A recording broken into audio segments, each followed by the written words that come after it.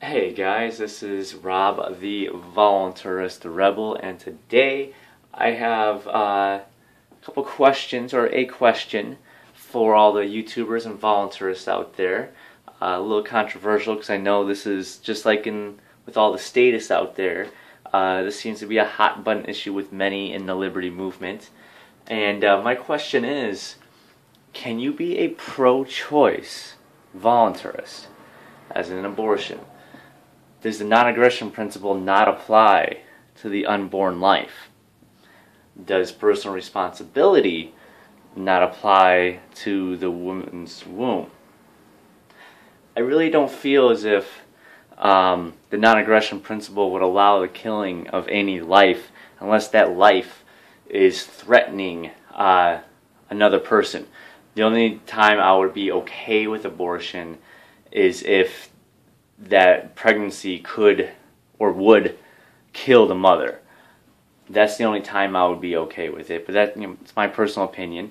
Now that being said, you will never end abortion, you will never end theft, you will never end murder, you'll never end rape. People can be violent, and you're never going to end violence. I mean, look at the state. It never has, and since the state's ever existed. That being said, though, I have a couple points that I feel as if both voluntarism and the combination of technology could vastly reduce abortion around the world. First and foremost, let's touch the easy one, technology. I mean, today you can do organ transplants. People can, transplant livers and kidneys and whatnot to save other people's lives. Who's to say in the future, with the way technology is increasing at such a fast rate, that we couldn't have a baby transfer from one woman's womb to another? I don't see how that's out of the realm of possibility in our lifetime, and I think that would really reduce the amount of abortion, because you can compensate the woman for, doing the transfer. Now, this is where I think that, a more serious note, that voluntarism, a voluntary society, could really reduce, if not almost eliminate, abortion. Now, in this country, in the United States, it is very difficult to adopt. There's thousands, if not millions, of couples out there around the world in this country where it is very, very difficult to adopt. It's very expensive. There's so many regulations and requirements that you have to jump through. A lot of hoops you got to jump through. It takes a very long time. That's why you see even after children are born, you see kids going through the foster care system because it's so hard for couples to even adopt. That's why you see, people trying to adopt overseas, like from Russia and China and all that jazz, because it's so hard to adopt here. Now, in a voluntary society, the state doesn't exist.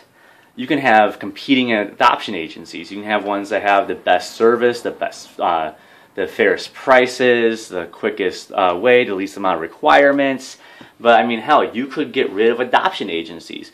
Right now it is illegal to compensate a woman to not abort her baby. In essence, you're buying a baby off of her. But in a voluntary society, that wouldn't be illegal.